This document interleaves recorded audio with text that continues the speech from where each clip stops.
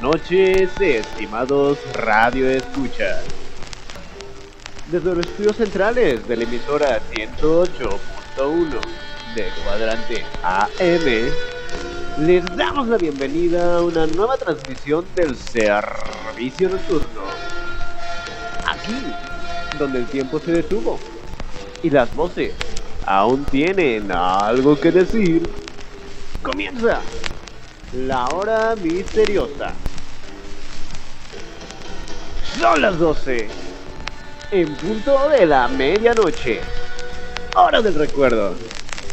Y en esta hermosa noche del 28 de junio de 1942, el locutor fantasma les acompaña en esta frecuencia que no figura en ningún registro, pero que siempre encuentra cómo llegar. Aquí comienza la hora misteriosa, solo aquí, en la radio abandonada, la emisora que el tiempo olvidó, pero que la memoria aún sintoniza. Así que ajuste el volumen, apague las luces y prepárese para escuchar lo que no debería oírse. Y es que, aunque el mundo haya cambiado, la señal muerta aún sigue viva.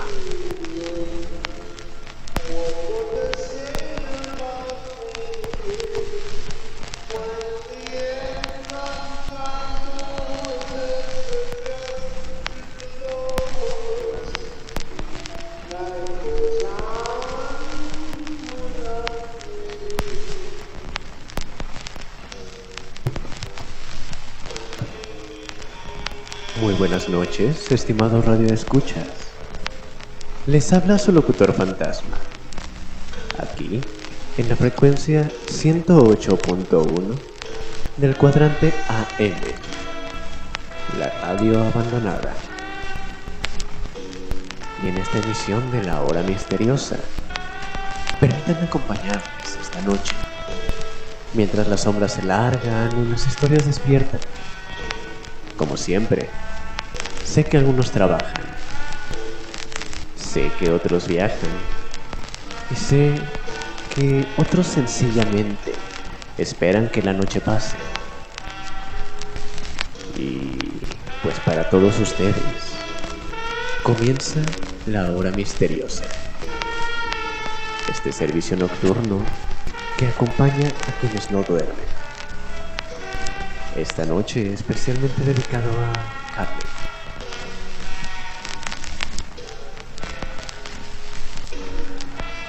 Carmen es una camarera en un café que todas las emisiones nos acompaña justo a la hora de cerrar, mientras está haciendo la limpieza, el corte de caja y las cosas de su día a día.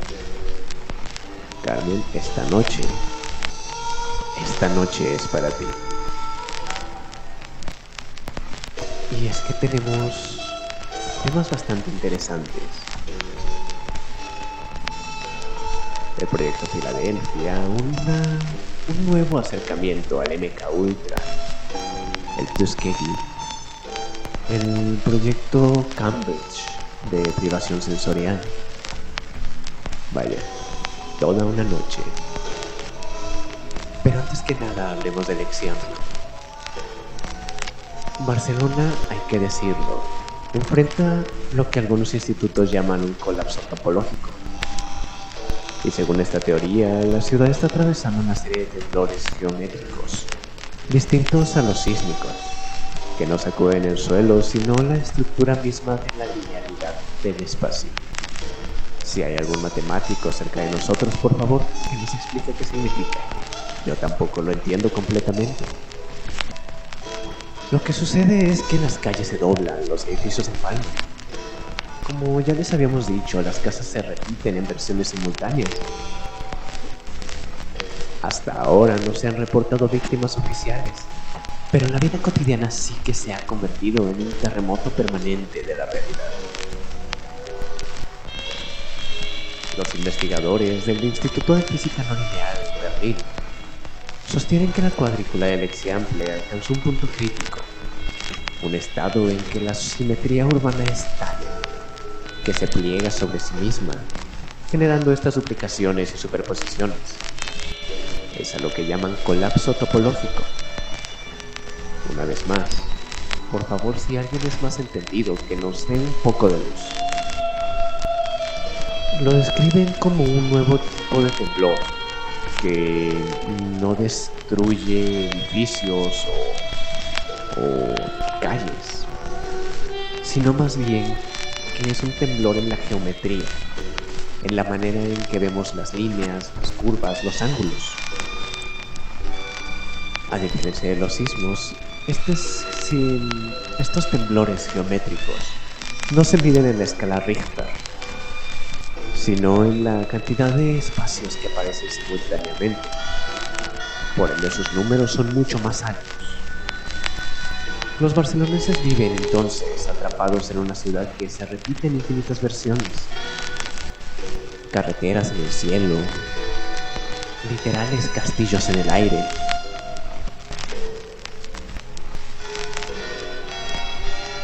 Como les comentábamos la semana pasada, Huesos y yo, el problema no es en sí la cotidianidad, sino la urgencia. Los hospitales que aparecen duplicados en distintas calles, que entras por la puerta y llegas a un banco, o que entras a la sala de cirugías y de pronto estás dentro de un automóvil. El comercio se apertura, la economía ciertamente tiembla, y el mundo observa con incredulidad. Gobiernos vecinos, como Portugal, Marruecos o Francia, hablan de un nuevo tipo de catástrofe urbana, distinta a los terremotos y distinta a cualquier fenómeno natural conocido hasta ahora, con un grado de improbabilidad bastante alto. Algunos países empezaron a revisar sus propias ciudades, sobre todo se ha visto mucho movimiento en Berlín. La economía se resiente, las aseguradoras no saben cómo cubrir un fenómeno así. Las bolsas reaccionan con nerviosismo, incluso pánico. Los mercados inmobiliarios colapsan. ¿Cómo vendes una casa en este estado? Hay que decirlo. Barcelona enfrenta lo que algunos institutos llaman el colapso topológico, pero también un colapso en su funcionamiento social. Los investigadores del Instituto de Física No Lineal, hablando de Berlín, sugieren que la cuadrícula del Exiample alcanzó un punto crítico.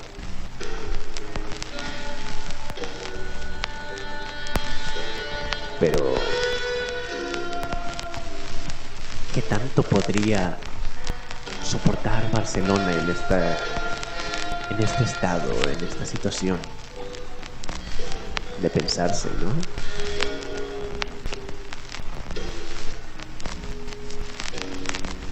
Pero bueno, pasando a nuestro tema del día de hoy.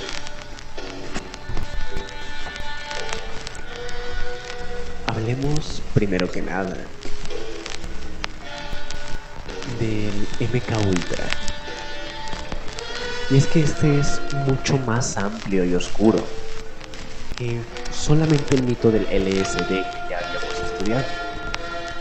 El MK Ultra fue un programa de la CIA que sucedió entre el 53 y el 73.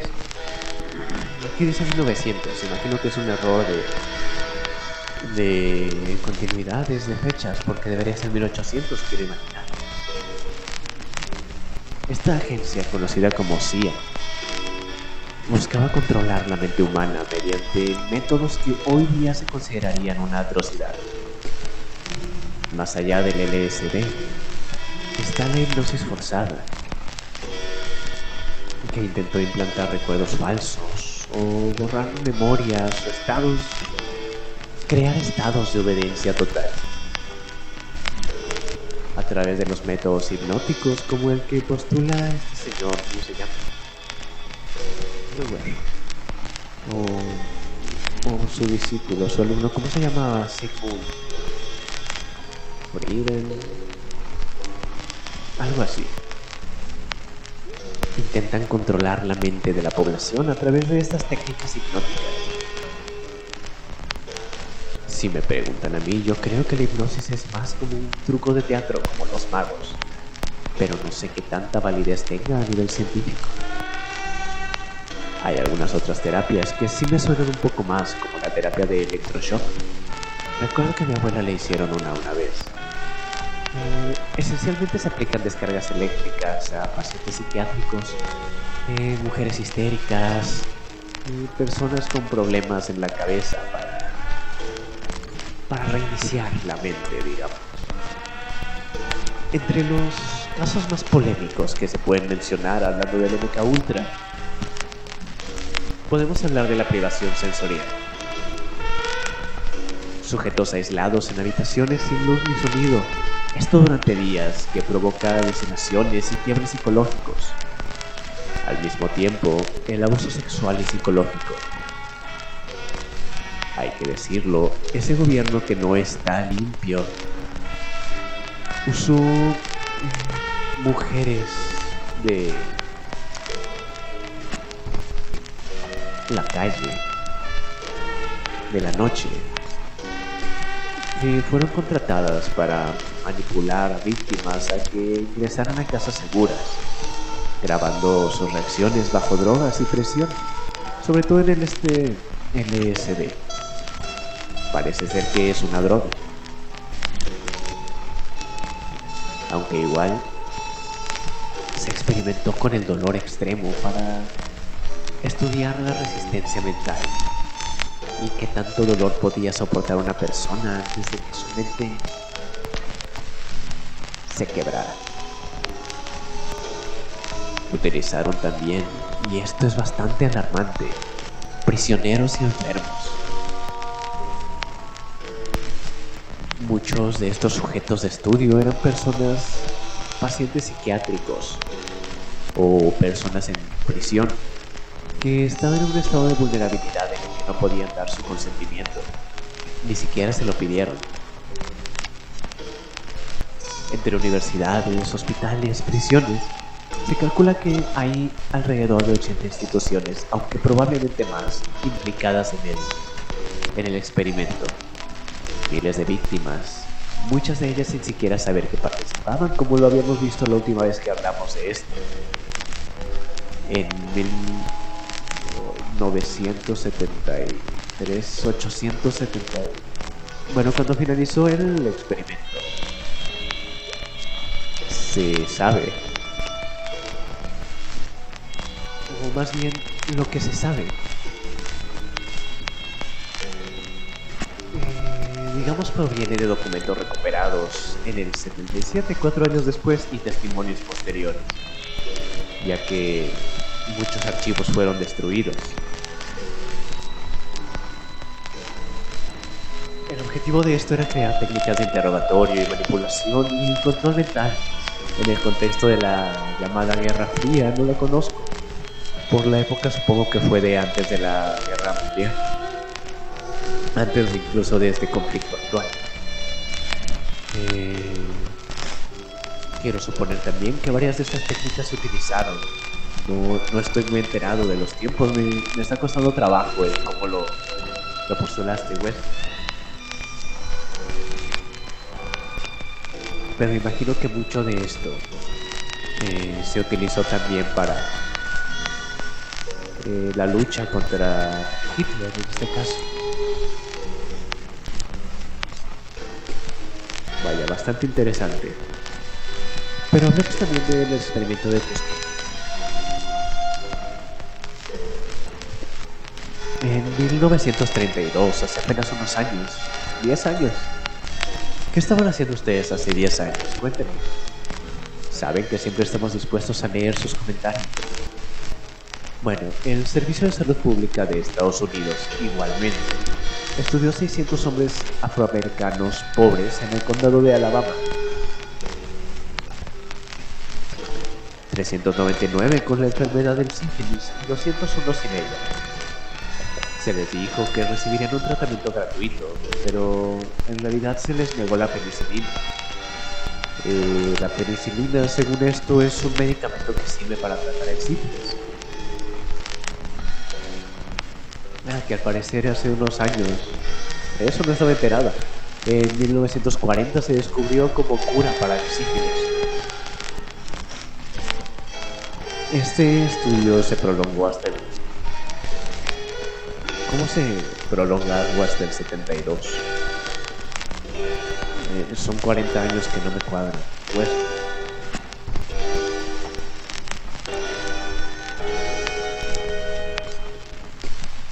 Bueno, sí, supongo que es un error de la escritura, perdón, el reportaje. No sé, lo que sí sabemos es que cientos de personas murieron ya sea de sífilis o de sus complicaciones, y sus familias sufrieron a su vez contagios. Hay que recordar, el sífilis es la enfermedad venérea más peligrosa que se conoce. Realmente no creo que exista una enfermedad más grave que esta. Como a los estadounidenses les gusta, este fue un proyecto encubierto, con víctimas que nunca dieron su consentimiento para las cosas que se les hicieron. La investigación se disfrazó de un estudio médico, pero en realidad era una forma lenta de tortura, en aras de conocer o entender un poco mejor el funcionamiento de la enfermedad, a costa de la vida de, cientos de personas.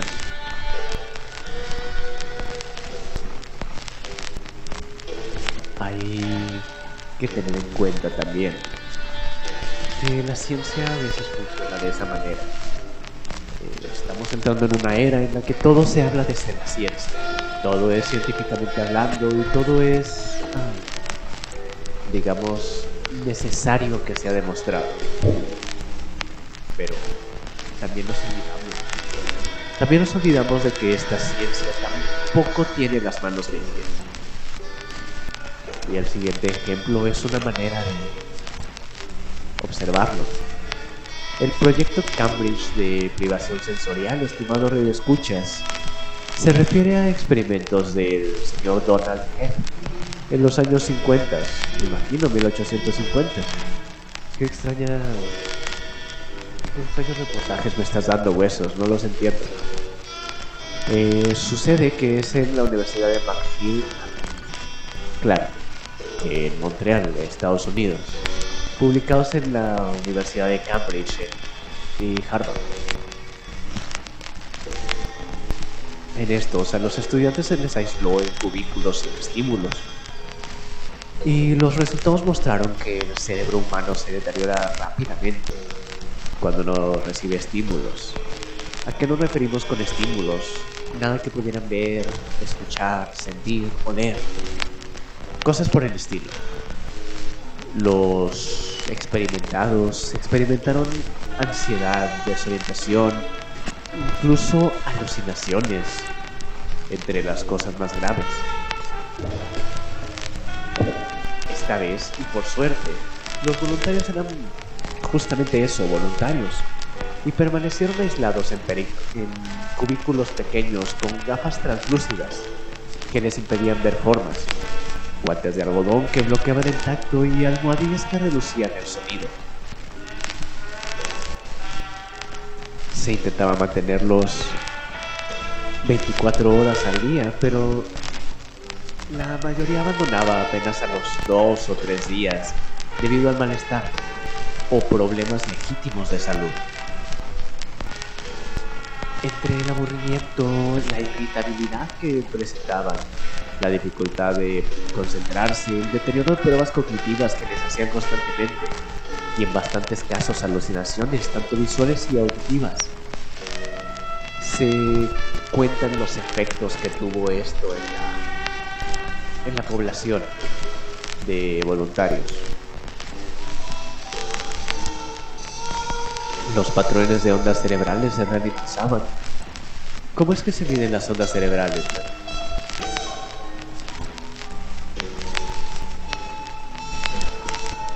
No, yo tampoco, tengo que admitir que tampoco conocía una tecnología para medir ondas cerebrales.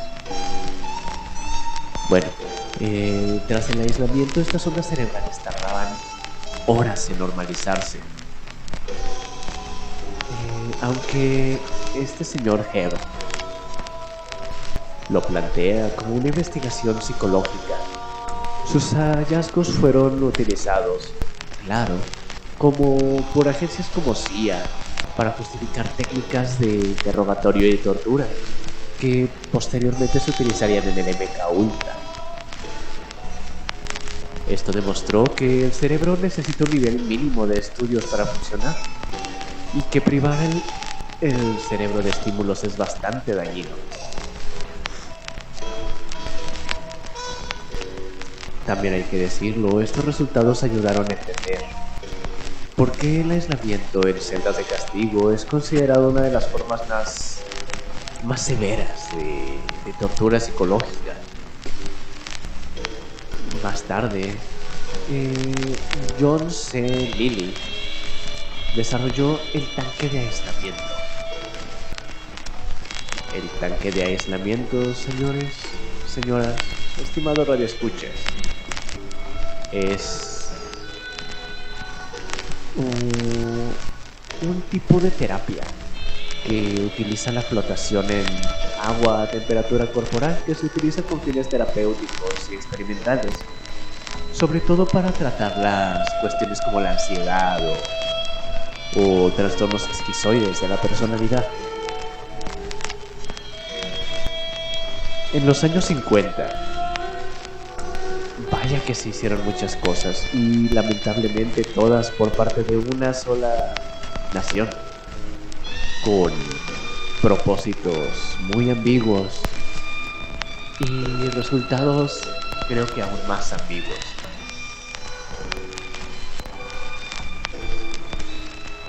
La gente al principio de este experimento se dormía, pero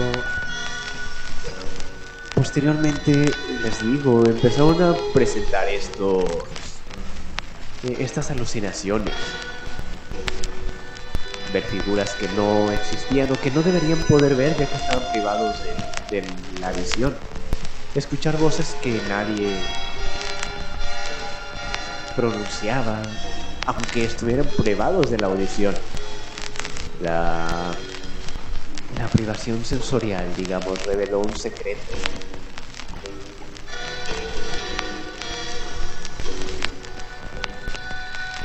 Para no desmoronarse, el cerebro necesita estímulos.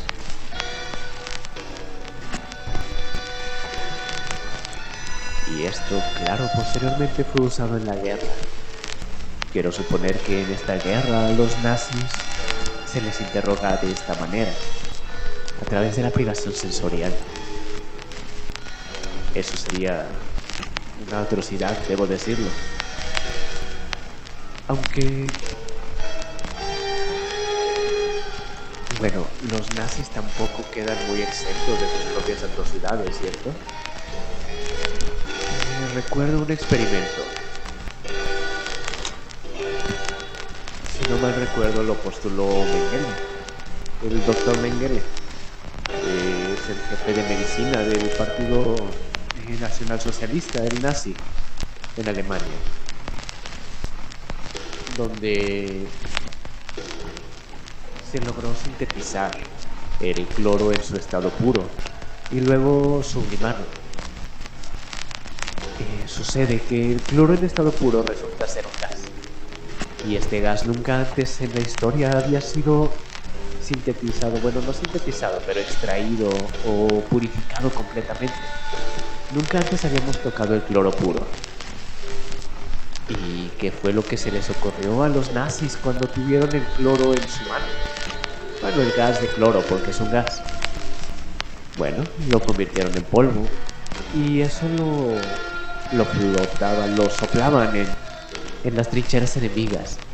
Sucede que el cloro, en su estado puro, al entrar por nuestras mucosas y entrar a nuestro organismo, las mucosas y humedad de nuestro cuerpo lo sintetizan como ácido clorhídrico, el cual es muy corrosivo. La gente se quema por dentro.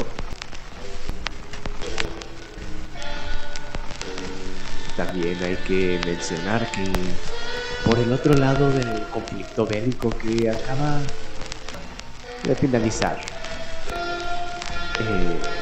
la Unión Soviética, la URSS, la Unión Rusa de perdón, la Unión de Repúblicas Socialistas Soviéticas, también tiene su cola que les pise.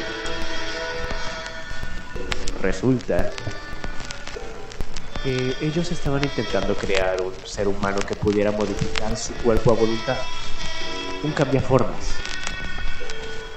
Para esto lo que hicieron fue agarraron pacientes experimentales.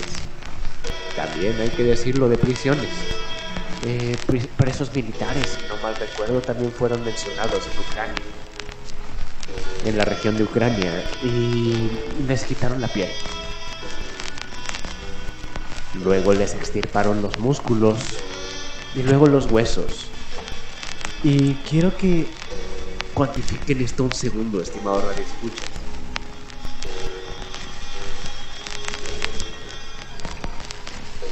Con lo que se quedaron fue un montón de órganos flotando en una tina de formol. Y ellos lo consideraron toda una victoria. Y es que sí hay que preguntarnos. Hay que preguntarnos, estimado radioescuchas. La ciencia sí es un mecanismo para llegar a la verdad. Pero, ¿qué vale la verdad sin una moral?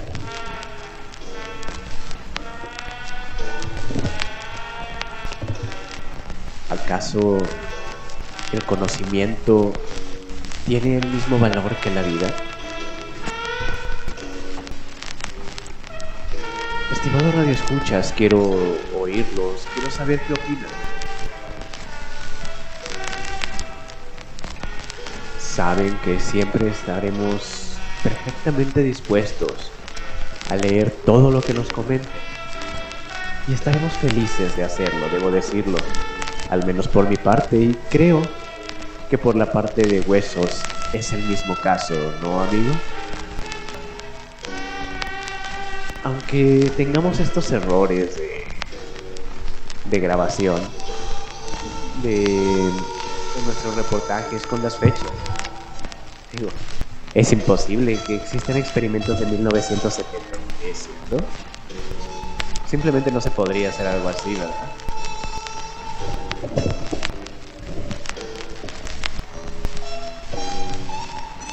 Pues bueno, aunque existan estos errores, ciertamente estaremos felices de escucharlos, de leer todas sus cartas. Y si tienen alguna corrección, claramente estaremos felices de anotarla y tomarla en consideración.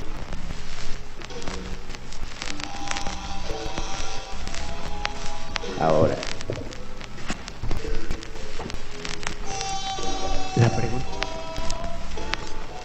la pregunta que yo les hago, estimados radioescuchas, es sobre esta ciencia. ¿Ustedes creen que el conocimiento vale más que la vida? La respuesta en primer momento suena fácil. La vida es invaluable. Pero sin este conocimiento, piénsenlo, muchas de las cosas que aprendemos a través de métodos crueles de la ciencia también a su vez salvan vidas posteriormente. Y entonces la respuesta podría ser, pues vale, el conocimiento es entonces más importante que la vida. Pero, ¿qué tal si habláramos, y Dios no quiera, de la vida de su madre, de su pareja o de sus hijos? Entonces, ¿el conocimiento seguiría valiendo más?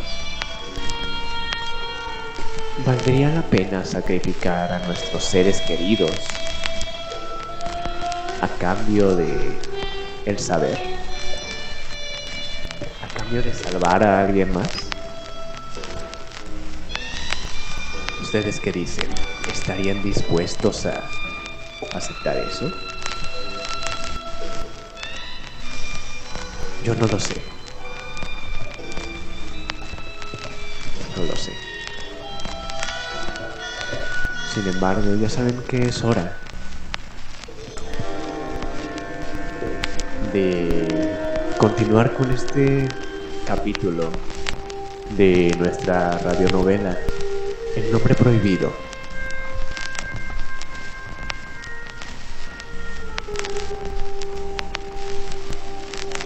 En esta ocasión, y solo aquí, en el 108.1 de AM, les traemos el nuevo capítulo, El archivo sellado. Les recuerdo, estamos en la radio abandonada, y la emisión de esta noche de La Hora Misteriosa. Yo soy su locutor fantasma, dejándolos un momento a solas con esta narración, esperando que les sea de su agrado.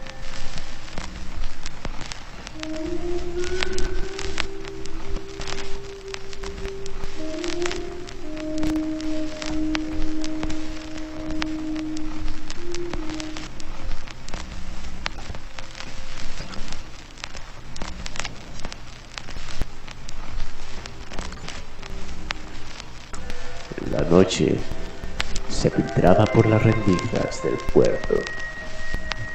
Entre cajas húmedas y documentos olvidados, él encontró un sobre sellado con tinta. Era tinta roja. El papel estaba quebradizo, como si estuviera esperando desde hace décadas para ser abierto. Este sello no es un simple resguardo. ¿Qué quiere decir? ¿Qué significa?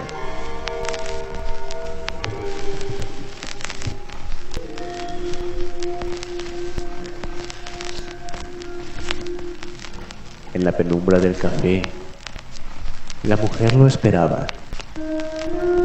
Sus manos temblaban sobre la mesa,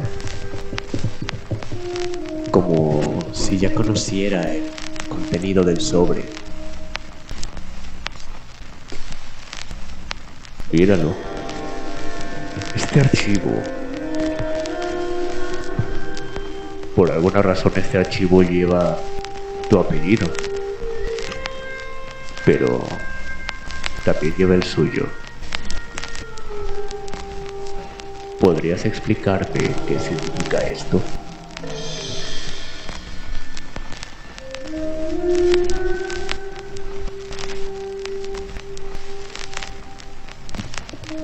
Significa que nunca fuimos libres. Que nuestra historia fue escrita hace ya mucho tiempo.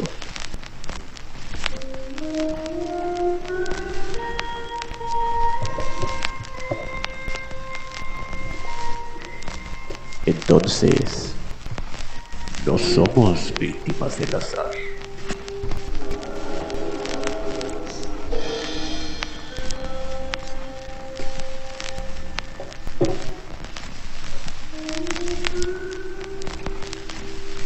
Al mismo recinto entra ese socio corrupto con la seguridad de quien siempre llega tarde, pero nunca pierde. Sus ojos, al momento, se clavaron en el sobre. Así que lo encontraste. Este archivo no es un recuerdo, es poder. Con él podría abrir las puertas de este puerto y reclamar lo que me pertenece. No es poder, es condena. Cada nombre escrito aquí es una condena.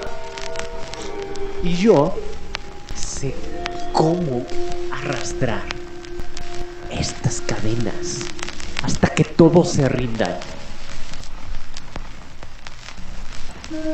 El sobre se abrió con un chasquido seco. Dentro había páginas manchadas, diagramas incompletos, fotografías de cuerpos oscuros.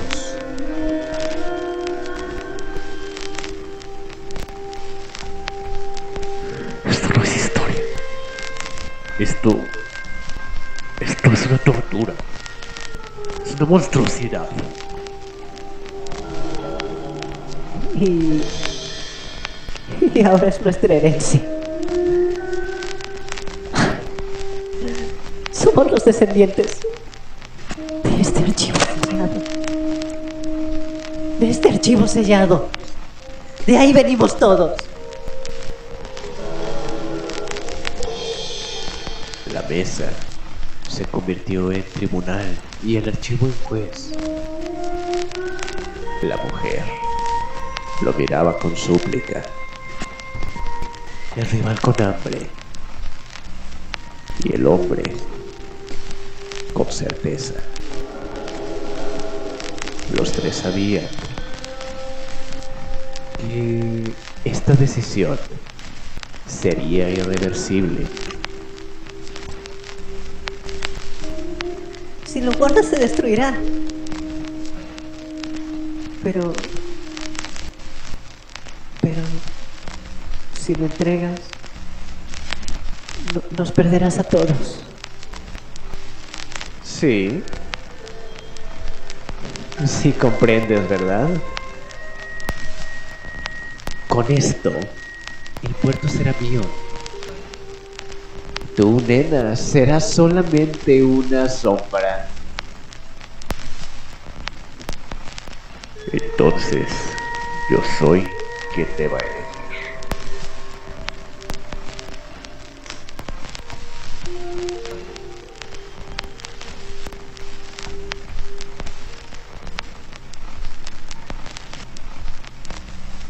El archivo quedó abierto sobre la mesa.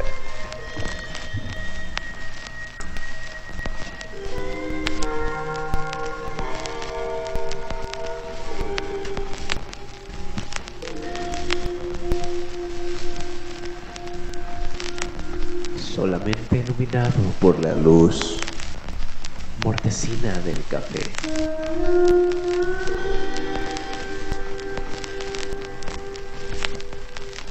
Las páginas respiraban como heridas.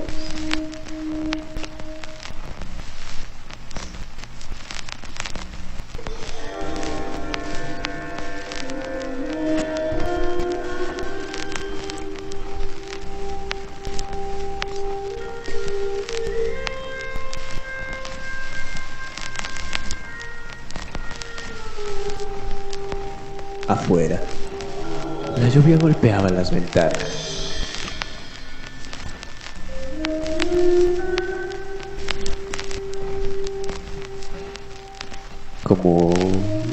Como si quisiera borrar la historia.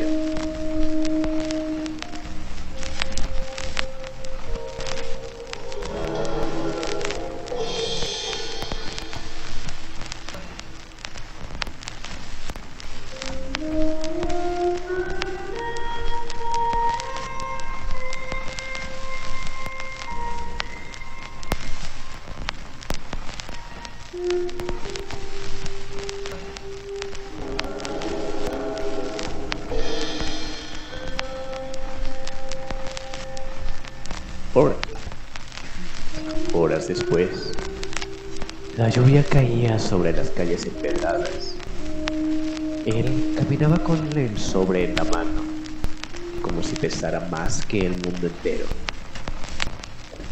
puerto ya estaba vacío, salvo algunas luces que iluminaban barcos oxidados.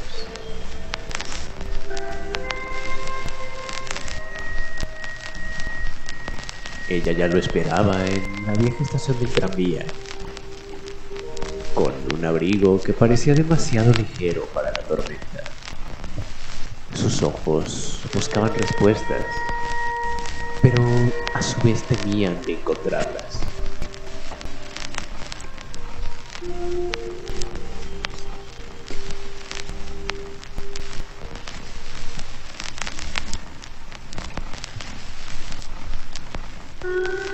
Entonces, ¿ya sabes por qué nunca pudimos escapar?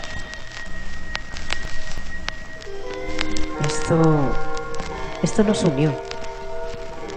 Yo sé que ninguno lo eligió, pero es así. Estamos unidos por esto y no hay nada que podamos hacer. Pero ese solo es el pasado. El futuro aún lo podemos elegir.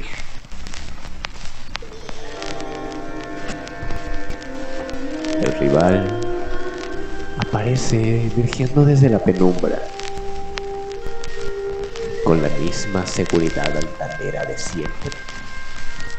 Sus manos se extendieron hacia el sobre. Déjalo. Este sobre no es tuyo. Es la llave. La llave de lo que fuimos y la condena de lo que vamos a hacer. Tú lo dijiste, no es llave. No seas tonto, es condena.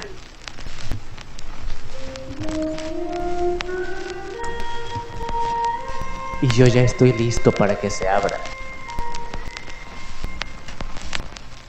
Pero si quieres, guárdalo. Solo recuerda. Un secreto es un arma cargada. Y tarde o temprano se va a disparar.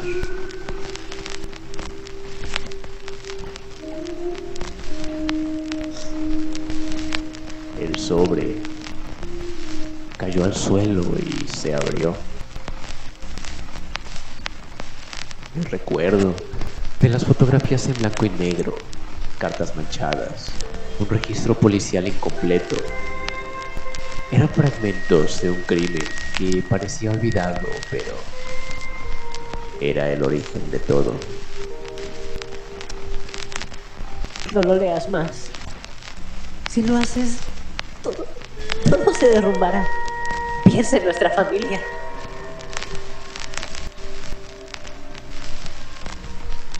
Eso hago y por eso esperaré. Pero mientras más esperemos, más fuerte se hará la influencia del pasado sobre nosotros. Sí. Así, el sobre volvió a cerrarse, esta vez sellado por el miedo. Afuera la tormenta golpeaba las ventanas, como si intentara entrar. A ese lugar, donde 3 destinos seguían unidos por un crimen oculto, un secreto que se negaban a revelar, y un futuro incierto que parecía triste.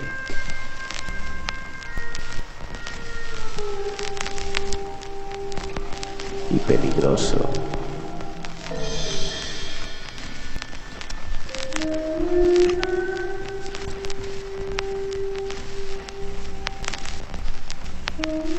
Un secreto que había vagado por años sin rumbo y que hoy por hoy, con el encuentro de estos tres viejos conocidos. Años después, se había convertido en la peor de las maldiciones.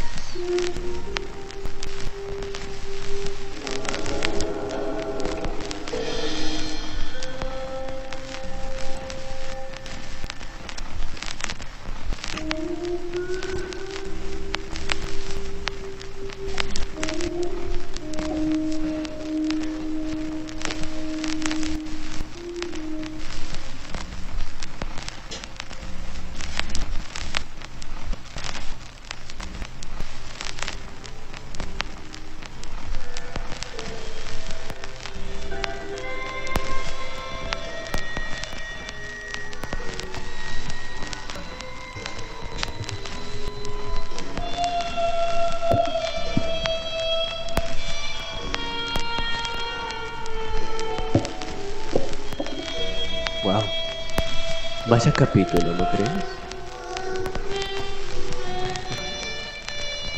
Ya lo creo que sí, amigo. Ya lo creo que sí.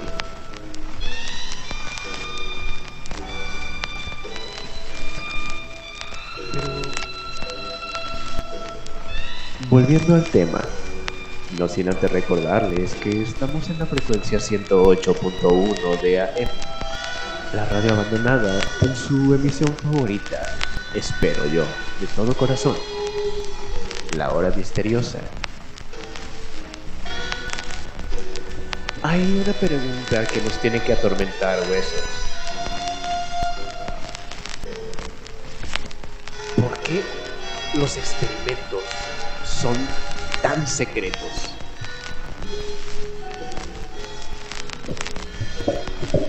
Hay ocasiones en las que uno lo entiende, donde se necesita que las variables no sean conocidas por los experimentados para que el experimento funcione de manera correcta. Que uno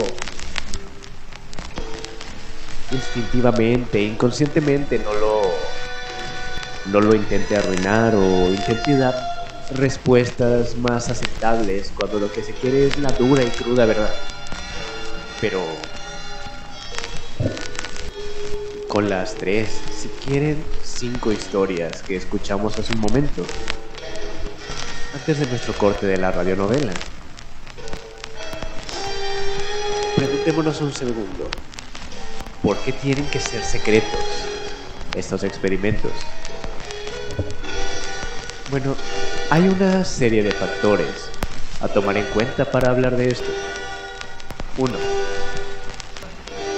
Muchos experimentos son secretos a razón del poder político. Los experimentos se ocultan porque revelan tecnologías o prácticas que podrían cambiar el equilibrio del poder. Y claro, toda nación quiere que esas tecnologías o técnicas o prácticas o etcétera sirvan a los intereses de su propia nación. Como vimos con algunos experimentos aquí, como el Tuskegee, principalmente con fines militares. La creación de supersoldados o armas más poderosas. También se le permite un mayor control social. El secreto permite manipular poblaciones sin resistencia, como vimos en el MK Ultra. Igualmente, varios de estos experimentos pueden ser catalogados directamente como crueldad. Y de esto es algo de lo que no quiere ser acusado ningún país. Yo tengo que decirlo. Sí, los americanos parecieran ser los héroes de la guerra. Este gran conflicto y la caída de la Alemania nazi. Sí, parece ser que son grandes héroes, pero debo decir que no confío en ellos. No sé por qué, pero tratar con ellos se siente como hacer tratos con el diablo. El secreto asimismo, por el otro lado, aumenta la narrativa. Lo que es oculto se convierte en leyenda y la ciencia se convierte en una suerte de ritual. cuando es sacada a la luz. Algunos experimentos se guardan porque sus resultados son demasiado peligrosos para ser divulgados. Resultados que podrían darle muy malas ideas a muy malas personas.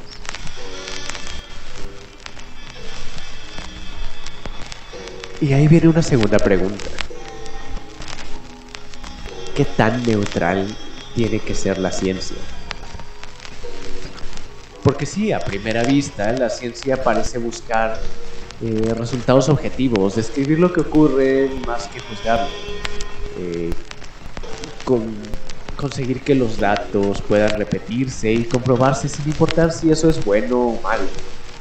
Que esto se puede aplicar de la misma manera en, no sé, África como en Asia, como en Oceanía, como en Nueva Zelanda. Sin depender de valores culturales o valores éticos. Y al mismo tiempo entendiendo que estos experimentos pueden revelar verdades incómodas. También sucede que, por elegir alguno, hay postulados que la ciencia acepta aunque no tengan pruebas, o que la ciencia reniega pese a las pruebas. Se habla en la Biblia de la ciudad de Jericó, y la ciencia entiende que es la ciudad más antigua de la historia de la existencia. Hoy día no sabemos dónde quede la ciudad de Jericó. Para el día de hoy, este 28 de junio, de 28 de junio de 1942, no sabemos dónde esté Jericó, porque la antropología y la arqueología creen que es la ciudad más antigua si no hay vestigios. La Biblia también menciona la ciudad de Ramsés. ¿Sí es Ramsés, eso? Bueno, esta ciudad de la que escapó Moisés con los judíos en el antiguo Egipto, en el libro del Éxodo. Pero la ciudad no ha sido encontrada.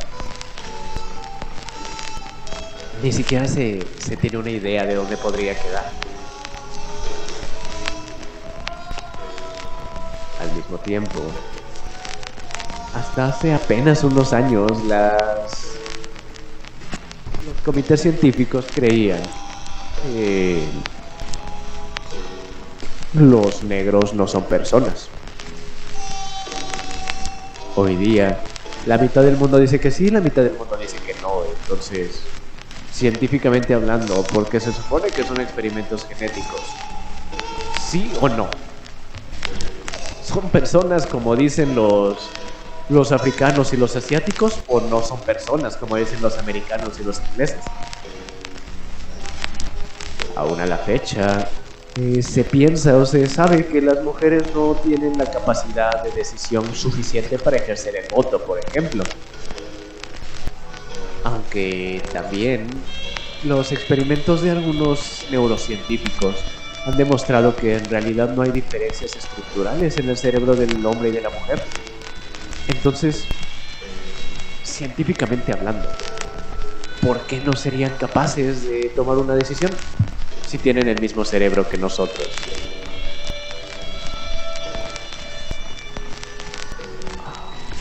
¿No será que la ciencia también sirve a los intereses propios de grupos específicos?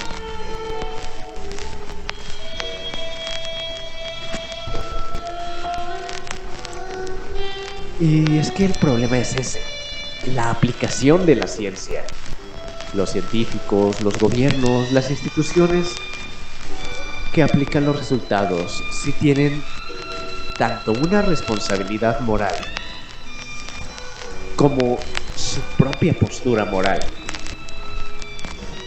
Claro, alguien que piense que los negros no son personas y haga un experimento genético y demuestre que tienen los mismos genes que nosotros, no creo que esté muy contento de mostrar esos resultados. Creo que se esforzaría un poco más por encontrar todos esos hoyitos donde podría ser que quizá no sean personas. Y esos tomarlos como resultados absolutos. O viceversa. ¿Qué tal que si hay pruebas de que los negros no son personas, genéticamente hablando? Y ese discurso está muy mal visto en el lugar en donde se hizo el estudio. Entonces quizá tengan que retractarse. No porque no tengan pruebas, sino porque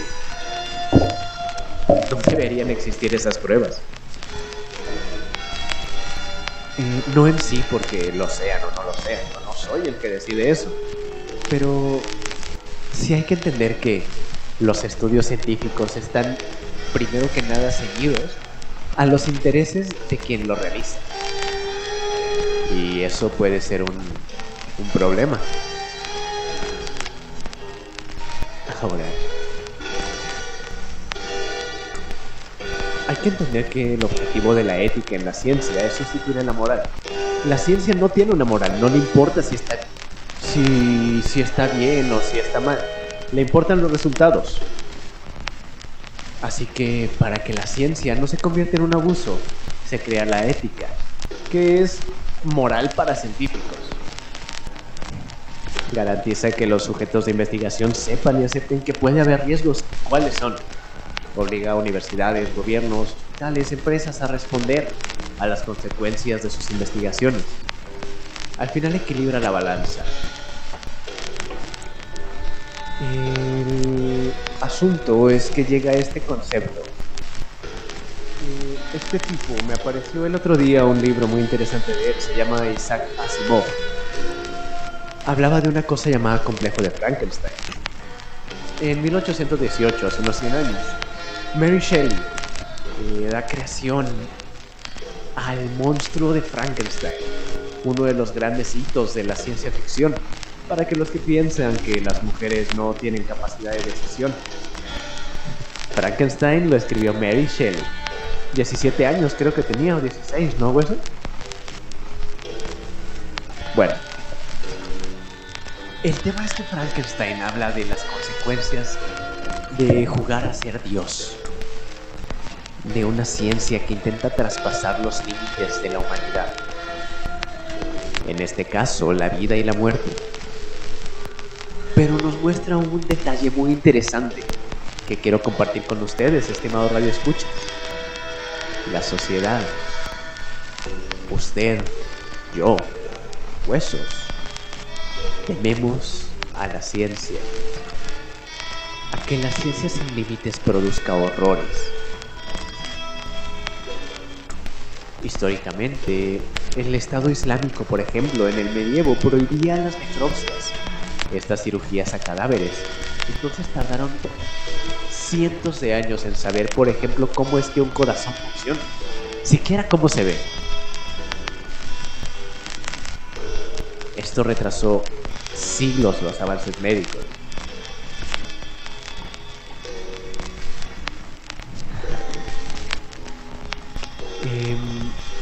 Es un tema muy interesante. El complejo de Frankenstein viene cuando la ciencia se entiende más como una cosa maligna. Frankenstein era visto como una criatura maligna, pero no era malo. Frankenstein nunca fue malo, él solamente era un ser que necesitaba a su padre, en este caso, Víctor Frankenstein, quizás ser nombrado. El monstruo no tiene un nombre. Y lo que recibió fue rechazo y terror por parte de su creador. Consiguió su propósito y eso le aterró. Hay que pensar en eso, estimados radioescuchas. La próxima vez que veamos las nuevas tecnologías y pensemos que es el fin del mundo. Pero bueno, la 1 de la madrugada ya nos alcanzó y la señal comienza a desvanecerse en la estática. Ha sido un honor acompañarles esta hora de sombras y murmullos. Yo soy su locutor fantasma, cerrando esta transmisión dedicada a Carmen en este precioso café. Algún día te visitaré. Hasta la próxima medianoche. Pero les recuerdo, si desean que esta voz regrese, dejen su aprobación en este registro, escriban sus palabras. En los comentarios nosotros los nutrimos Y asegúrense de que esa campana vuelva a sonar para ustedes cuando la noche despierte y las historias se alarguen. Estimados radioescuchas, aquí termina la hora misteriosa, el servicio nocturno que acompaña a quienes no duermen. No lo olviden, soy su seguro servidor, el locutor fantasma, deseándoles buenas noches y dulces pesadillas.